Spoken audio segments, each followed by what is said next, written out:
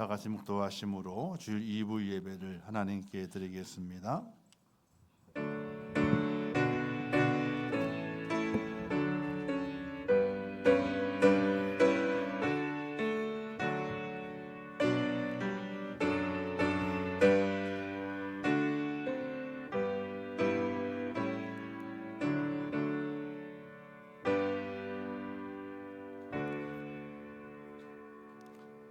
여호와는 나의 목자시니 내게 부족함이 없으리로다. 그가 나를 푸른 풀밭에 누이시며 쉴만한 물가로 인도하시는도다. 내 영혼을 소생시키시고 자기 이름을 위하여 의의 길로 인도하시는도다. 아멘. 자비로우시고 내려오신 하나님, 지난 한 주간 동안에도 저의 모든 삶을 주관하사 우리의 발걸음마다 함께해 주시고 우리의 생각과 우리의 마음에도 함께해 주시어서 하나님과 동행하며 살다가 오늘 거룩하고 복된 주일 하나님의 구원을 찬양하며 감사하기 위하여 예배자로 설 수 있도록 인도하심을 참으로 감사합니다. 신실한 예배자가 되게 하시고 진실한 감사가 있는 예배자가 되게 하시어서 오늘 이 거룩한 주일 예배를 통하여 하나님을 만나며 하나님의 은혜를 확신하며 또한 구원을 확신하는 믿음의 사람이 될 수 있도록 인도하여 주시옵소서. 이 예배를 받아주실 것을 믿사오며 예수님의 이름으로 기도하옵나이다. 아멘. 오늘의 말씀을 봉독해 드리겠습니다. 이러므로 내가 이 형제들로 먼저 너희에게 가서 너희의 전에 약속한 연보를 미리 준비하게 하도록 권면하는 것이 필요한 줄 생각하였느니 이렇게 준비하여야 참 연보답고 억지가 아니니라. 이것이 곧 적게 심는 자는 적게 거두고 많이 심는 자는 많이 거둔다 하는 말이로다. 각각 그 마음에 정한 대로 할 것이요 인색함으로나 억지로 하지 말지니 하나님은 즐겨내는 자를 사랑하시느니라. 아멘.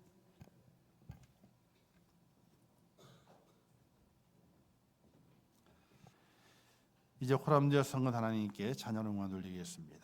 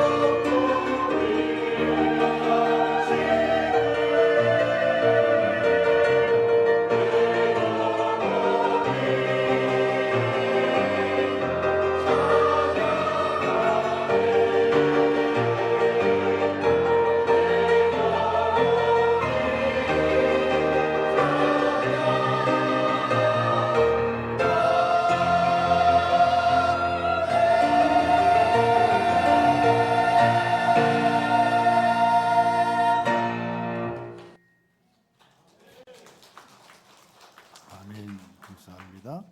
기도하겠습니다.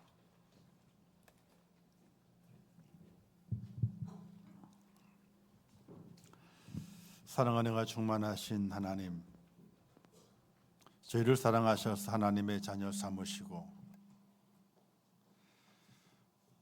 오늘도 거룩한 주일을 지키며 하나님의 전으로 불러주심을 참으로 감사합니다. 이 시간에 주의 성령께서 함께하사 하나님을 예배하는 심령들마다 하나님과 하나가 되게 하시고 하나님과 교통하게 하시고 하나님의 음성을 듣는 복된 시간으로 축복하여 주시옵소서. 예배하는 심령들마다 하나님의 말씀이 새겨지게 될 때에 그 말씀을 통하여 믿음의 성숙을 이루게 하시고 하나님께 더 가까이 다가가게 하시며 하나님의 뜻을 이루어가는 하나님의 사람으로 설 수 있도록 은혜를 베풀어 주시옵소서. 이 시간 주의 성령 함께 하시며 우리의 모든 듣는 귀와 마음을 열어주시고 주의 말씀이 전해지게 될 때에 그 말씀을 아멘으로 화답하는 복된 시간으로 인도하여 주시옵소서.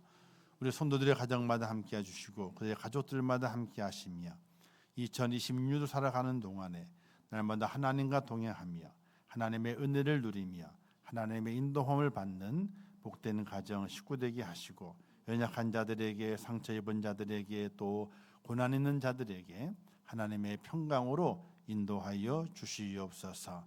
이 시간 함께 하실 것을 믿습니다. 예수님의 이름으로 기도하옵나이다. 아멘. 옆에 분 인사하겠습니다. 사랑합니다. 인사하겠습니다. 그리고 축복합니다. 인사하겠습니다. 축복합니다. 어색해요? 그냥 사랑한다 하세요. 그리고 축복 많이 받으라고 하세요. 그럼 누가 사랑을 받아요? 그럼 내가 사랑을 받아. 또 내가 축복을 받아요. 그런 은혜로운 마음과 은혜로운 말씨 그것을 가지고 꼭 사시기를 주님의 이름으로 축원합니다. 사랑하는 사람이 많잖아요. 그러면 그 속에서 사랑을 배워요. 근데 불평과 불만이 있는 곳에 있으면 뭘 배워요? 이상하게 전념이 돼요. 나는 어떤 전념으로 영향을 받을 것인가? 어떤 전념으로? 그래서 이 맹자의 어머니가 제가 지난주에 이 말을 들게 될 때에 맹자의 어머니가 이사를 3번 했다 그랬잖아요. 그 맹자를 기르게 될 때에 주변의 영향을 받으니까 이래서는 안 되겠다 해가지고 처음에는 묘지 옆에 섰는데 두 번째는 시장 옆이었고 마지막 3번째는 어디라고요? 서당 옆으로. 그러니까 서당 옆에 있으니까 뭘 배워요? 날마다 말씀을 듣는 글을 배우는 거야. 그리고 좋은 유익을 깨달아요. 그래서 이곳이 우리가 있어야 할 곳이다 해서 이제 맹자의 어린 시절 그렇게 보냈더니 그 유명한 맹자가 생겨나게 됐다. 이런 얘기 있지 않습니까? 우리가 내 말이 어떤 영향력을 펼쳐가느냐. 내가 자꾸만 칭찬하고 사랑한다 그러고 축복한다 그러고 긍정적인 말을 하잖아요. 그러면요 내 주위가 긍정적으로 바뀌어요. 근데 부정적인 말을 하게 되면은 부정적으로 바뀌어요. 그래서 우리는 살아가는 동안에 불평과 불만이 있는 곳에는요 귀를 닫아야 돼. 아무리 오라도 불평과 불만이 있어. 그러면 귀를 닫아야 돼. 그리고 감사가 있는 곳에는요 귀를 열고 그 감사를 배워갈 수 있는 그런 은혜가 꼭 필요함 믿으시기를 주님의 이름으로 축복합니다. 제가 연초에 개구리 예화를 하나 들었잖아요, 그죠? 개구리, 입 큰 개구리, 그죠? 근데 하나님께서 너무 시끄러워가지고 입이 큰 개구리 보고 직접 얘기하기 못해서 시험 들까봐. 그래서 입이 큰 놈 좀 조용히 해라 그랬더니 누구 얘기? 하마에게. 야 하마야 조용히 해라. 그리고 나중에는 또 악어에게 하고 그다음에 맨 마지막에는 하나님께 입 크고 눈 크고 배 빵빵한 놈 조용히 해라 그랬더니 누구에게 그랬어요? 금붕어한테. 야, 이 금붕어야, 이 멍청아, 너는 그렇게 못 알아듣냐? 그랬다는 얘기를 전한 적이 있습니다. 여러분, 개구리가 돼야 돼요, 안 돼야 돼요? 또 어떤 분은 뜻도 모르고 개구리 돼야지 그러시면 절대로 그러시면 안 돼요. 자, 오늘 말씀의 제목이 어떻게 드려야 할까? 어떻게 드려야? 어느 목사님이 교회에 새로 부임을 해서 갔습니다. 첫 설교하기 전에 주간 중에 한 집사님이 찾아왔어요. 그 집사님이 교회에 유명하신 분이에요.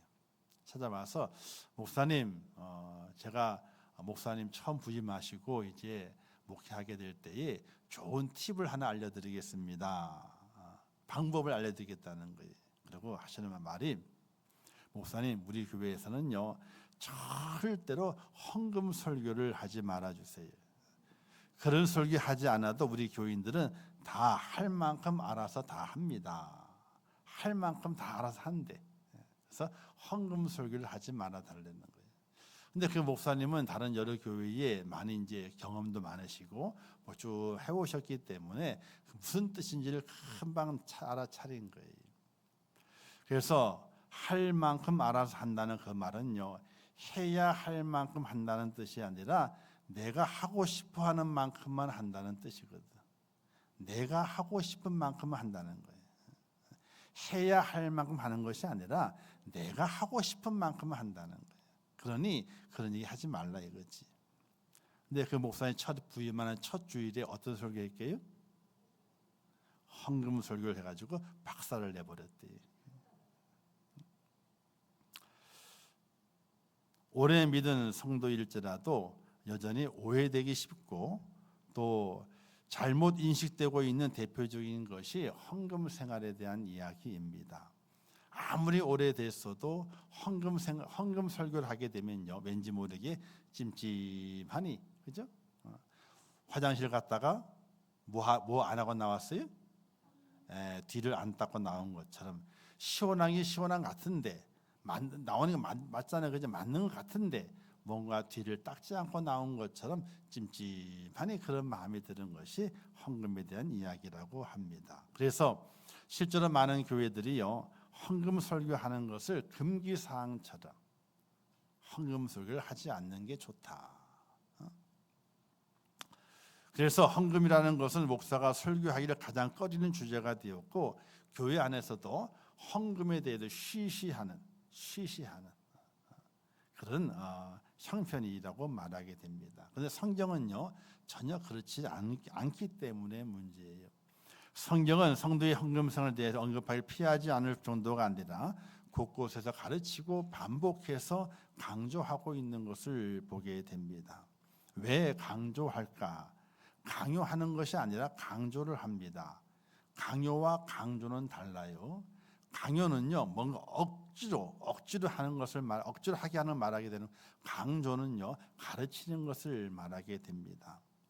헌금은 하나님께 나아가는 통로요, 축복의 통로라고 성경은 가르칩니다. 그래서 무교절의 절기를 지킬 때에 빈손으로 내 앞에 나오지 마라. 또 빈손으로 내 얼굴을 보이지 마라. 택하신 곳에서 여호와를 뵙되 빈손으로 배웁지 말라. 이런 말씀들이 성경에 군데군데 많이 기록이 되어 있습니다. 목사가 헌금 설교를 하는 우선적인 목적은 그 옛날에는 좀 강요하는 듯한 설교를 많이 했습니다.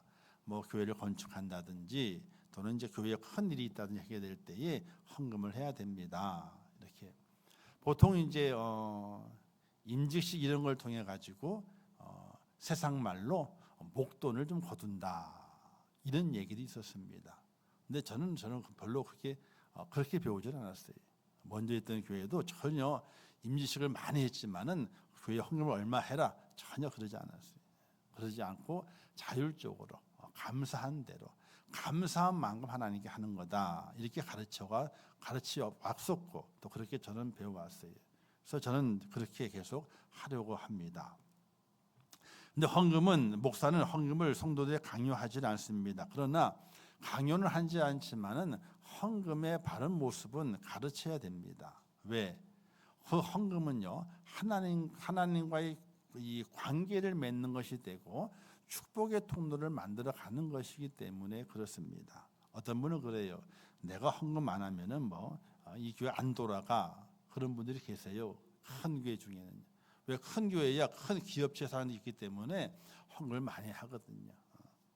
근데 하나님께서 뭐라 그러세요? 하나님은 콧방귀도 안 끼세요. 콧방귀. 내가 돈이 없어가 달라 그런 줄 아냐? 너한테 복 주려고 그러는 거지. 하나님은 콧방귀도 끼주지 않아요.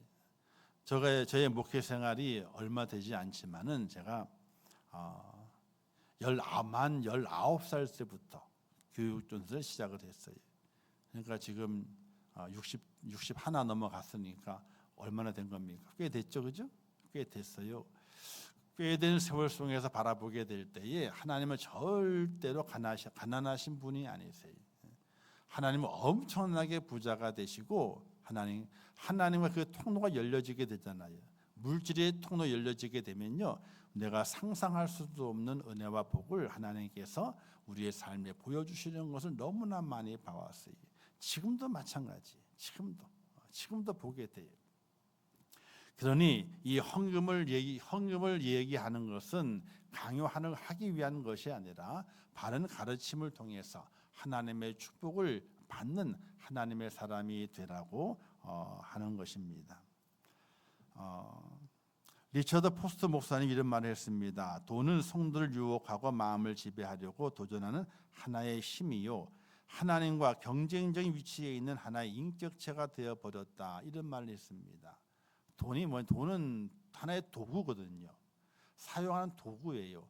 도구인데 인격체가 되어버리고 말았어요. 왜? 힘이 너무 세서. 세상 사람 말하게 되죠. 돈으로 안 되는 일이 있느냐라고 말합니다. 요즘도 돈 때문에 도는 사람 많잖아요, 그죠? 돈 때문에 다 돌았어. 아니, 그거 제가 딴 예배 말씀을 드렸었는데, 아니 100억을 받았다면요, 까짓거 100억 정도면 움직일만 해, 그죠? 안 그래요? 100억 정도면 까짓거 움직일만 하잖아요. 1000억을 준다면 어떻게 돼? 다 주지 내 걸.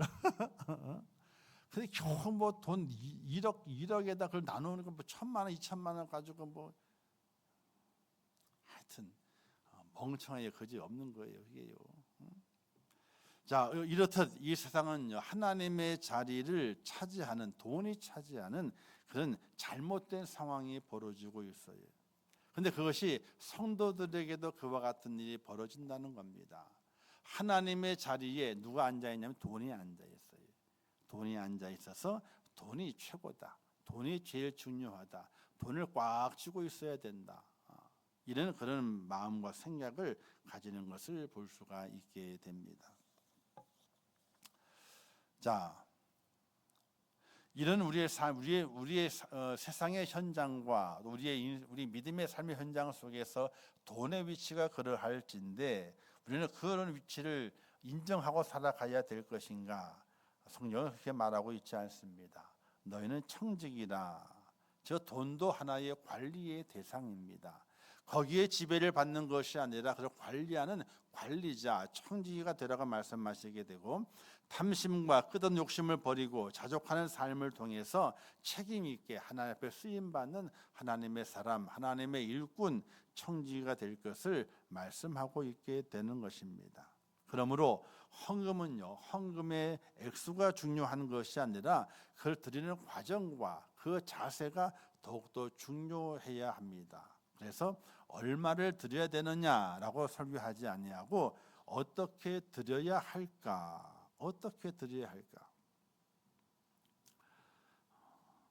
신명기 23장 18절 말씀, 이런 말씀이 기록되어 있습니다. 창기가 번 돈과 개 같은 자의 소득은 어떤 서운한 일로든지 내 하나님 여호와의 전에 가져오지 말라. 이 둘은 다 내 하나님 여호와께 가정한 것이니라. 즉 잘못 번 돈은요, 하나님께 가져오지 말라는 거예요.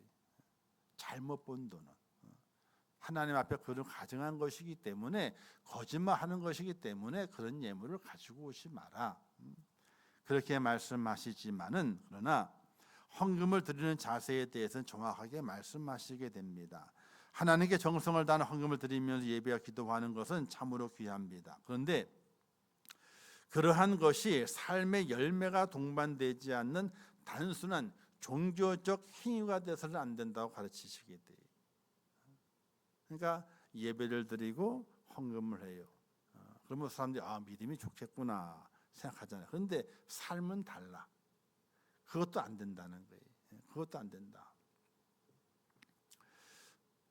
하나님의 말씀에 순종하는 삶의 열매와 함께한 예물과 예배가 하나가 되는 그런 모습을 원하시는 겁니다. 믿음의 삶의 모습 그리고 믿음의 행위의 모습 이게 하나가 되어야 된다는 거예요. 그런 기본적인 자세가 필요하는데 바리새인들 서기관들이 왜 책망을 받게 되었느냐? 그들은 열심히 헌금했어요. 그죠? 금식도 하고 11조를 드리되 박하의 11조를 드리면 다 드렸습니다. 그런데 책망을 받았어요. 왜? 헌금을 드리는 예물의 생활과 그들의 삶이 하나가 되지 않았기 때문에 그래요. 그래서 성경은 헌금하는 과정과 그 자세가 중요함을 열심히 가르치게 됩니다. 우리는 어떤 자세를 가져야 되느냐? 헌금하게 될 때 그 첫 번째가 감사의 표현이어야 된다 하는 사실입니다. 역대상 29장 11절에 이런 말씀이 기록되어 있는데 그 내용을 쭉 간추려 보게 되면 하나님 앞에 예물을 드리게 될 때 그 예물의 제일 기본 자세는 감사하는 마음이어야 된다는 겁니다. 헌금은 무당이나 점쟁이에게 어떤 것을 기대하여 주는 복채가 아니라는 거예요. 무당이나 점쟁이에게 복채 주듯이 하나님께 드리는 것이 되어서는 안 된다는 이야기입니다. 가장 기본이 하나님의 은혜에 대한 감사. 그 감사가 헌금의 바탕이 되어져야 됩니다. 그렇지 않으면 그 헌금은 아무것도 아닌 것이 되고 말지요. 어떤 감사인가? 허물과 죄를 용서하시고 나를 구원하신 하나님의 그 은혜. 그 은혜를 무엇으로 갚을 것인가? 내가 아무리 돌아봐도 내 생명을 드리는 것을 갚아야 되는데 내가 죽을 수는 없고, 그렇죠? 내가 죽을 수는 없고. 구약에서는 자기의 생명을 대신해서 다른 짐승의 생명을 바쳤어요. 이 짐승이 내 생명입니다 하나님하고 바쳤거든요. 근데 오늘 시대에는 그 제사를 드릴 수 없는 거 아닙니까? 그렇다면은 내가 하나님 정말 내 생명을 드리듯이 감사한데 어떻게 드릴까? 바로 물질이 생명과도 같은 거예요. 세상은요. 물질 없으면요 아무것도 안 돼요. 병원 가서 수술해야 돼요. 근데 수술이 빨리 안 이루어져. 왜 안 이루어져요? 보호자가 와야 되는데. 왜 보호자가 와야 돼요? 보호자는 보호자가 아니에요. 보증을 쓰는 자가 보호자예요. 못 느끼셨어요? 보증을 쓰는 자가 보호자가 되는 거예요. 누가 와든지 사인해요. 보호자가 와야 되는데 근데 그 보호자는 그냥 보호자가 아니라 보증을 쓰는 자가 보호자가 되는 거예요. 죽어가는데도 칼 하나 까딱하잖아요. 닌결 하나 꽂지 않습니다. 사인되지 않으면은. 근데 선진국은 달라. 일단은 살려놓고 봐. 일단은 살려놓고 그 다음에 그 치료비를 어떻게 하냐? 정 없어. 사회보장도 잘 돼서 없어. 그게 확인인데 그러면 나라가 내줘요. 그렇게 돼 있어. 사람의 생명은 살려놓고 봐야 된다는 거. 우리나라는요. 일단은 보호자가 와야 돼. 뭘 하든지 간에. 사인을 해야 돼요. 그래야 시작이 돼요. 시작이 돼. 바로 물질은 생명과도 같은 것입니다. 하나님의 은혜가 너무나 감사해서 내 생명을 드려야 되는데 생명을 드릴 수 없으니 생명과도 같은 물질을 하나님께 드립니다. 감사의 표현으로 하나님께 예물을 드리는 것입니다. 두 번째는요, 사랑하는 마음을 가지고 예물을 드려야 된다. 사랑의 자세가 있어야 됩니다. 헌금은 벌을 받을까봐 또는 화를 면하기 위해서 억지로 드리는 것이 아니라 마치 사랑하는 연인이나 자녀들에게 모든 것을 아낌없이 주고 싶은 것처럼 즐거움과 기쁨과 자원하는 마음으로 드리는 것이 바로 헌금이 되어야 됩니다. 사랑하는 마음, 감사의 마음도 있지만 하나님 이만큼 내가 사랑해요. 사랑하는 만큼 뭐가 달라진다 그래요? 봉투의 두께가 달라진대. 봉투의 두께가 달라진대. 아, 정말 그래요. 정말 그래요. 얼마나 사랑하느냐. 사랑하는 만큼 두께가 달라져요.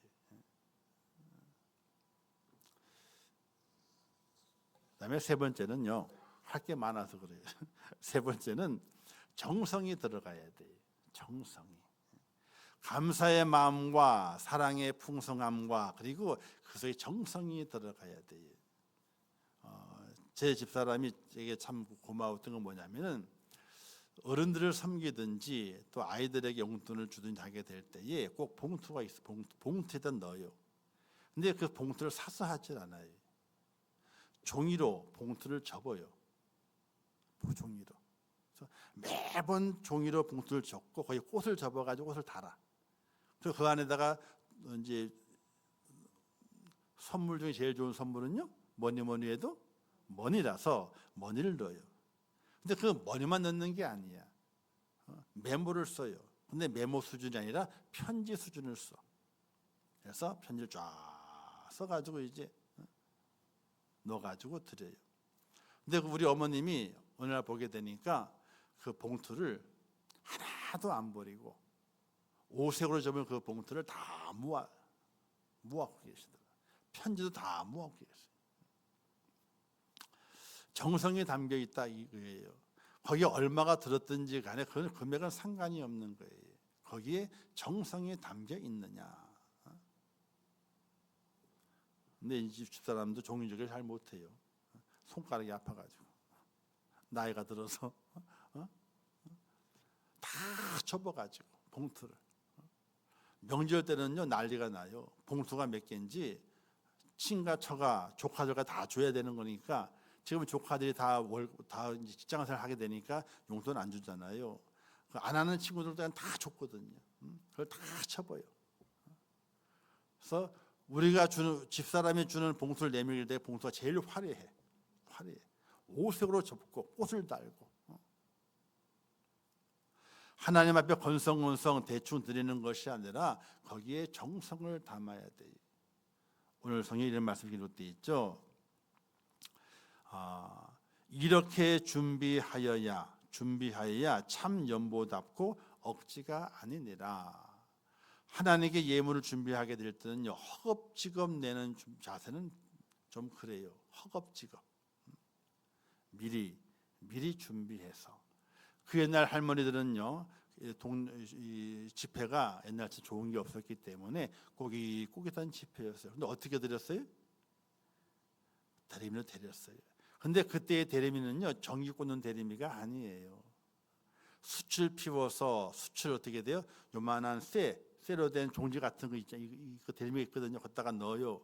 넣은 다음에 뜨겁게 해서 그걸 다리는 거예요.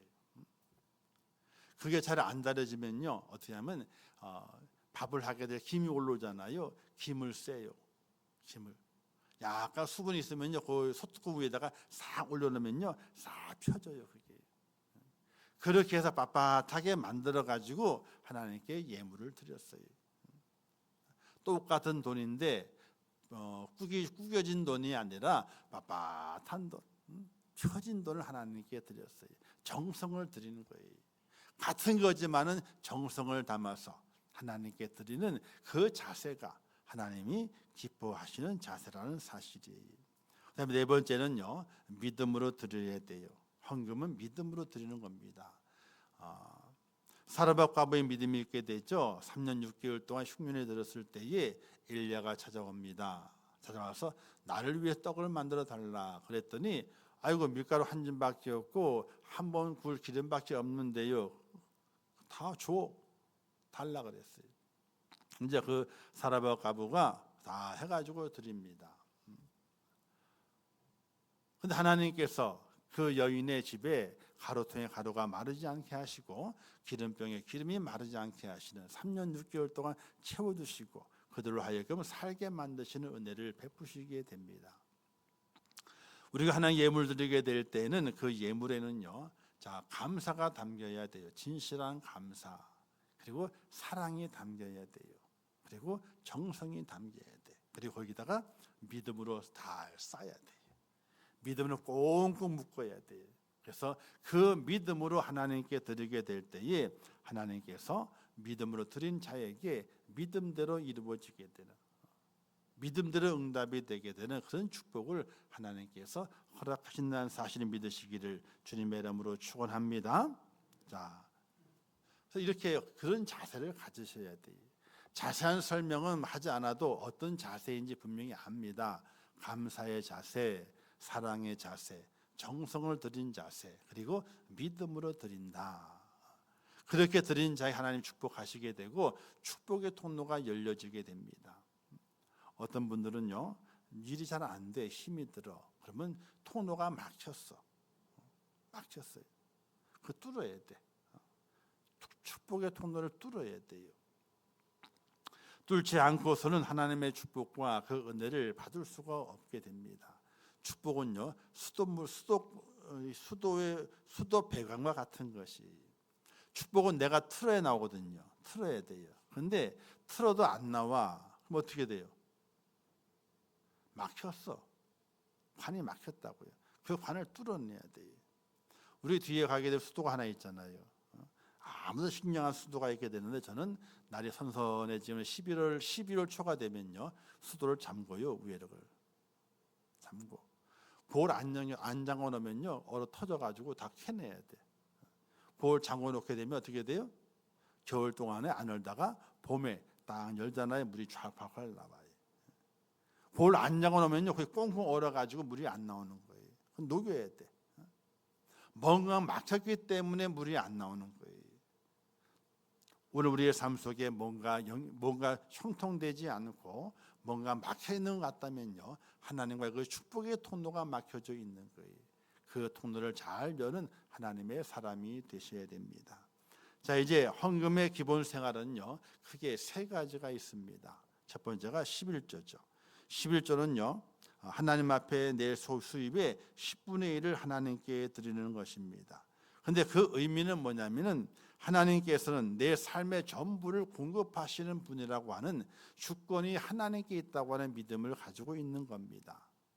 내가 10의 1을 하나님께 드린다? 9개는 내 거고 1은 하나님 거다. 아니, 10개가 다 하나님 것이다. 10개가 다 하나님의 것인데 하나님께서는 씨앗을 자신에게 심으라고 말씀하신다. 우리가 수확을 하잖아요. 가을에, 지금은 우리는 수확하는 게 없지만 옛날에는 수확을 했습니다. 수확한 다음에 골라냅니다. 어떤 걸요? 제일 좋은 걸. 그리고 다른 곳에다 달아놓고 말리고 보관을 합니다. 이게 뭐예요? 내년에 심을 씨앗 종자입니다. 지금은 종자를 다 보관하고 해가지고 종자 사오잖아요. 옛날에 안 그랬어요. 다 종자를 걸어놨어요. 말려. 그리고 약간의 수분 있는 곳에 보관합니다. 그러면 내년 그 다음에 심기 위해서 바로 전부가 하나님의 것인데 그 중에 10분의 1을 하나님께 맡겨놓는 것은 종자 씨앗이라고 하는 것이, 이 11조를 하나님께 드릴 수 있는 그 은혜와 은총이 우리 속에 있어져야 됩니다. 그러나 참으로 어렵죠. 10분의 1을 어떻게 드리느냐. 근데 말라기에서는요, 이렇게 말씀합니다. 하나님을 시험해 보라. 10의 1을 하나님께 드리고 너의 곳간의 창고의 곳간에 어떻게 되는지, 하나님께 마르게 하시는지 아니면 풍성케 하시는지 시험해 보라. 이런 말씀도 기록이 되어 있습니다. 11조를 드리는 것은 만몬신, 즉 돈을 신성시하는 영역에서 벗어나서 하나님을 온전히 나의 주인으로 모시고 하나님만이 최고의 신입니다 라는 고백이 담겨져 있는 신앙의 고백인 것입니다. 그래서 11조를 하셔야 돼요. 참 중요합니다. 어떤 분은 그럽니다. 나는 이제 일하지도 않고 수입이 없는데 먹고 살잖아요. 그럼 먹는 것에서 생활의 11조를 하시는 거예요. 왜? 수입은 아니지만은 그것을 가지고 내가 먹고 사니 그 중에서 내가 10분의 1을 내 씨앗으로 심겠다 하는 마음을 가지고 생활의 11조를 하셔야 돼요. 이게 하나님께서 기뻐하시고 하나님께서 원하시는 것이라는 사실입니다. 자, 두 번째 헌금은요, 이 감사 헌금이 있게 되죠. 자, 감사 헌금이 있게 되는데 이 우리는 보통 감사금은요 언제나 매일 하는 것이 아니라 좋은 일이 있을 때, 감사한 일이 있을 때 감사금을 한다라고 생각을 하게 됩니다. 직장 승진이나 시험 합격 또는 이사, 뭐 여러 기념일, 좋은 일이 있을 때에 감사금을 하게 됩니다. 그런데 그런 일이 있을 때 감상을 합니다. 당연히 좋은 일이 있으니 감상을 해야 되죠. 그런데 범사에 감사하는 게 중요합니다. 실제적으로 우리 교회의 헌금의 분포도를 보게 되면요, 기타 감사는 꽤 돼요. 기타 감사. 그러니까 여러분들의 삶 속에 기쁜 일들이 종종 있는 거예요. 또 좋은 일이 있는 거예요. 그래서 거기에 감사해서 감상을 합니다. 그런데 어떤 감사가 없느냐? 범사에 감사가 없어요. 범사. 자, 이런 찬양이 있잖아요. 오늘 숨을 쉬는 거 감사, 나를 구원하신 거 감사, 내 뜻대로 안 돼도 주가 인도하신 거 모든 거 감사, 내게 주신 모든 거 감사, 때론 가져가심도 감사, 내게 고난 주셔서 주 뜻 알게 하신 거 모든 것 감사. 이 찬양, 은혜 받는 가사의 내용 중에서 아이고 잘 돼서 감사, 이게 없어요. 그냥 숨을 쉬니 감사하되, 구원하심에 감사하되, 또 내 뜻대로 안 돼도 감사하되, 고난이 와도 감사하되, 때론 내 것을 가져가셨어, 없어, 잃어버렸어, 잃어버린 것 또한 감사하되. 우리 일상의 삶 속에서 하나님의 은혜를 기억하고 감사하다, 감사하다. 그 범사의 감사가 오늘 속에 있어져야 됩니다. 그래서 제 얘기를 해서 좀 그렇지만은 목사가 그렇게 살아야지 그렇게 말씀하시면 당연하지만은 작년에 제가 이제 사례비를 안 올리다가 사례비를 올렸어요. 제가요. 올린 이유가 뭐냐? 목사가 하나님 헌금을 하게 되는데 헌금이 줄면 은혜가 안 된다. 목사가 하나님께 헌금을 하는데 헌금을 줄면 안 된다. 근데 왜 줄어들게 되었느냐? 이유가 사택을 교회에 다 넘기고 제 개인으로 사택을 마련했거든요. 그러는 바람에 그해 잘못하게 되면 헌금이 줄게 생겼어. 줄게 생겼어. 목사가 헌금이 줄잖아요. 그러면요 교회가 복을 못 받아요. 목사의 헌금이 계속 늘어나야 돼. 그래서 은혜 가운데 장로님들이 허락을 하셔서 헌금 올렸습니다. 올리면서 저도 헌금을 또 올렸죠. 그래서 매주의 범사의 감사가 하루에 1만 원씩 해가지고 올랐어요. 근데 얼마나 기쁜지 몰라요. 아니 헌금을 드리면 내가 가져가나요? 아니잖아요, 그죠? 저는 정해진 것만 받게 돼 있기 때문에 더 이상 많이 가져가는 것이 아니에요. 그런데 얼마나 감사한지 몰라요. 왜? 그 전에 있던 제가 섬기던 그 목사님이 마지막까지 헌금의 마지막 내용이 하루에 1만 원씩 해가지고 범사의 감사를 매주 그렇게 드리는 것이 그분의 모습이었어요. 저걸 담고 싶다. 그래서 담을 했지만은 사택을 바꾸는 바람에 더 이상 올릴 수가 없는 형편이어서 당회에 부탁을 했던 거거든요. 사랑하는 성도 여러분, 헌금을 많이 하고 안 하고 그 문제가 아닙니다. 범사의 감사는요, 내가 오늘 숨을 쉬고 있음에 감사하고 한 주간을 잘 지나고 주일 올라와 예배 드릴 수 있는 것이 얼마나 감사한가 하는 그런 마음으로 하나님께 드리는 겁니다. 범사의 모든 것이 다 하나님의 은혜다라는 믿음과 마음을 가지고 드리는 겁니다. 얼마나 즐거운지 몰라요. 얼마나 기쁨이 되는지를 몰라요. 범사에 감사할 수 있는 그런 하나님의 사람으로 꼭 승리하시고 하나님께서 내 범사를 지키시고 인도하신다고 하는 그런 믿음의 고백으로 승리하시기를 주님의 이름으로 축원합니다. 그래서 우리 교회는 기타 감사는 많은데 범사의 감사가 적어. 금액에 적은 게 아니고 숫자가 적어.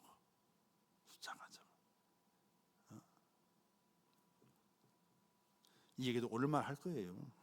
뭐 이렇게 긴장하지 마시 매주 하는 거 아니에요. 저도 헌금 얘기요.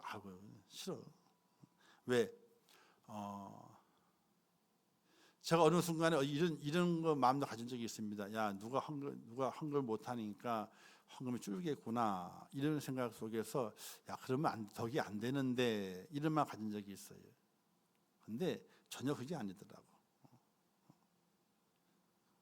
뭐 다 아시겠지만은 현채가 교회를 옮겼잖아요.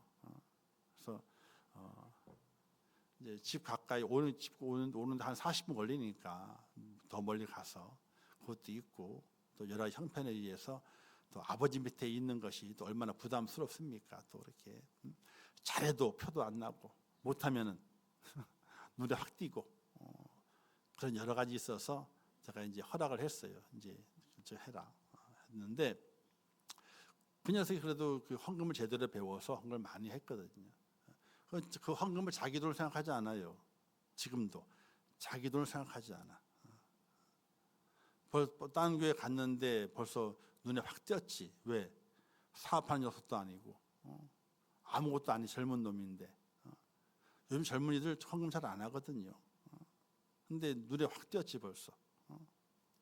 그래서 이제 절대로 이제 잘 겸손하게 해라 이렇게 하고 있는데 그러면서 인간적인 생각에 하나님 어떻게 해요?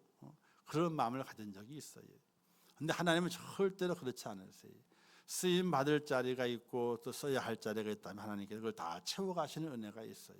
그러니 내가 많이 하고 적게 하는 것이 교회의 문제가 된 전혀 아니에요. 전혀 그렇지 않아요. 그런데 하는 자에게 하나님의 복을 허락하시게 되고 그 길을 열어가시게 된다는 사실을 꼭 기억하시기를 주님의 이름으로 축원합니다. 헌금은 그와 같은 것이 하나님이 알아서 하시는 거예요. 하나님의 채우시기도 하시고 또 빼시기도 하시면서 다 균형을 맞춰 가시게 돼요. 세 번째 우리 교회 헌금은요, 교회의 필요에 동참하는 헌금이에요. 선교, 구제, 장학, 건축, 차량, 헌화도 이런 여러 헌금이 있잖아요. 교회에 필요가 있어서 이런 필요의 부분에 쓰기를 원한다 해서 이제 제목을 가지고 하는 헌금이 있습니다.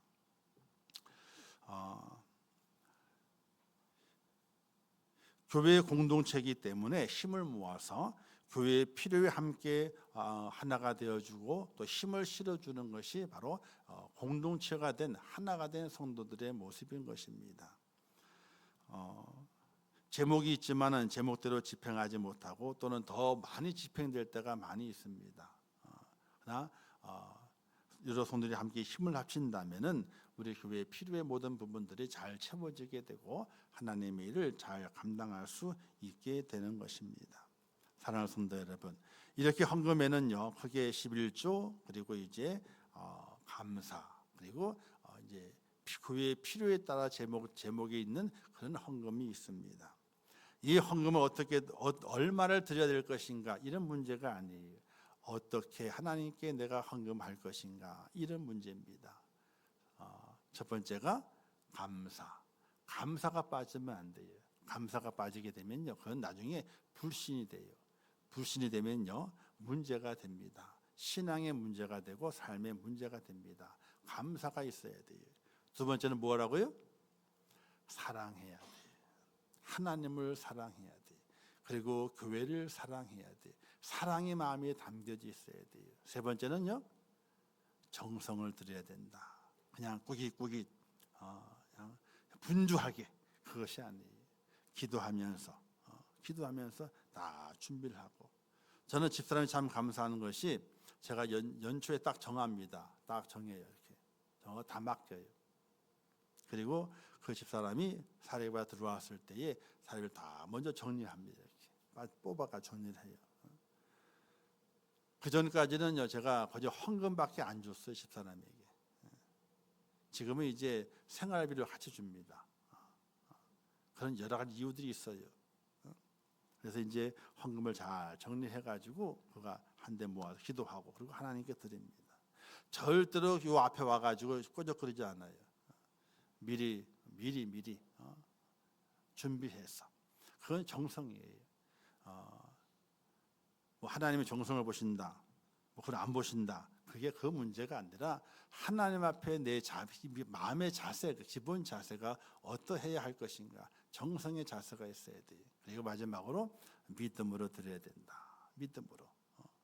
그를 하나님께서 그를 축복하셔서 그 인생의 삶에 필요한 것을 공급하시게 되고, 날마다 힘들고 어려워도 자족의 마음을 주어가지고, 야, 하나님의 은혜가 참으로 고맙고 내 삶의 기쁨이 되는구나, 이런 믿음의 모습으로 신앙생활 열심히 하다가 달려갈 길을 마치고 믿음을 지킨 이후에 의의 멸류관을 받아 천국 영광을 차지하는 축복자로 하나님을 세우신다는 것을 꼭 기억하시면서 믿음의 삶을 살아가시면서 물질의 궁색함이나 물질의 시험이나 연약하지 아니하고 날마다 기쁨으로 하나님을 섬겨가고 하나님께 드려가고 또 주변의 이웃들을 섬겨가면서 아름다운 청지기 귀한 삶을 꼭 살아내시는 축복자가 되시기를 주님의 이름으로 축원합니다. 기도하겠습니다. 하나님 아버지, 은혜를 감사합니다. 저희를 사랑하셔서 오늘도 귀한 말씀을 주신 아버지 하나님, 말씀의 뜻을 잘 깨닫게 하시고 2026 살아가는 동안에 하나님 앞에 어떻게 드려야 할 것인가 기도하면서 감사하고 사랑하고 정성을 다하고 또 믿음으로 드려서 하늘의 복을 또 이 땅의 복을 받아 누리는 축복자가 될 수 있도록 은혜를 베풀어 주시옵소서. 예수님의 이름으로 축복하며 기도하옵나이다. 아멘. 지금은 우리 주 예수 그리스도의 은혜와 하나님 아버지의 크신 사랑하심과 성령님의 감화 감동 위로 축복 교통하신 은혜가 오늘 거룩한 주일을 지키며 하나님 앞에 온 마음과 정성을 다하여 우리의 몸과 마음과 또 물질을 드리며 하늘의 복과 이 땅의 복을 누리기를 원하는 우리 임천국의 모든 성도들 머리 위에와 그들의 가정과 자녀들과 기도의 제목들 위에 이 나라 이 민족이 온 지구촌 위에 지금도 세계 속에서 복음을 전하시는 선교사들과 그 선교의 현장들 위에 이제로부터 영원토록 함께 있을지어다. 아멘.